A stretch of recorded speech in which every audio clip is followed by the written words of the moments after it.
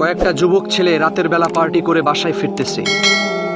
তাদের মধ্য থেকে দুইটা দুষ্ট ছেলে সবাইকে বলতেছে, চলো আমরা আজকে কবরস্থানের মধ্যে ঘুরতে যাব, ওখানে গিয়ে আমরা আজকে ফাজলামো করব। তো কথা মতো সবাই কবরস্থানের মধ্যে ঢুকলো। ঢোকার সাথে সাথে পিছন থেকে অনেকগুলো যুবক ভয়ে পালিয়ে চলে গেল। তো একটা ছেলে সাহস করে ওখানে হাঁটতে লাগলো। তো হাঁটতে হাঁটতে কবরের যখন একেবারে মাঝ বরাবর চলে গেল, চতুর্পাশে হাজার হাজার মানুষ শুয়ে রয়েছে মৃত অবস্থায়। তাদের শেষ সমাধিতে সেই যুবক ছেলেটা হাঁটতেছে।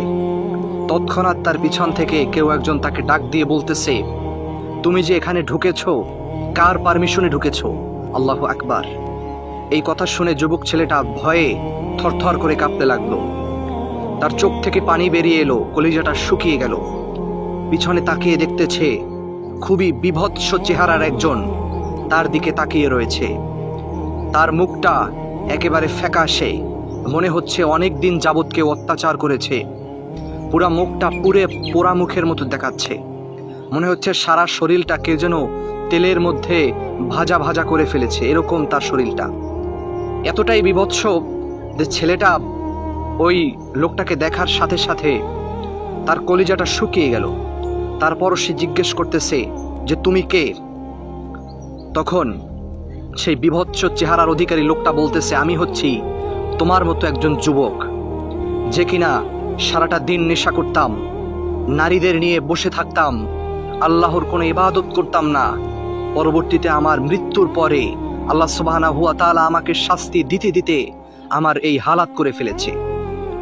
এইটা শুনে যুবক ছেলেটা একটা দৌড় দিয়ে মসজিদে চলে গেল। মসজিদের ইমাম সাহেবকে এই সব ঘটনা খুলে বলল। মসজিদের ইমাম যুবকটাকে তওবা করালেন এবং তাতে দিনের পথে ফেরার জন্য আহ্বান করলেন। তাই যুবক ভাইয়েরা, আপনারা যারা এখনো এইরকম ফাসাদের মধ্যে লিপ্ত হয়ে রয়েছেন, আপনারা নিজেদেরকে দুনিয়ার মায়া মহব্বতের মধ্যে ডুবিয়ে রেখেছেন, আপনাদেরকে আমি অনুরোধ করব যে ভাই আপনারা ফিরে আসেন। ওই কবরটা সাধারণ কোনো জায়গা না, ওখানে সবাই বিচারণ করতে পারবে না। ওই কবরটা সবার জন্য সুন্দর হবে না, সবার জন্য জান্নাত হবে না, অনেকের জন্য কবরটা জাহান্নামের টুকরাও কিন্তু হবে।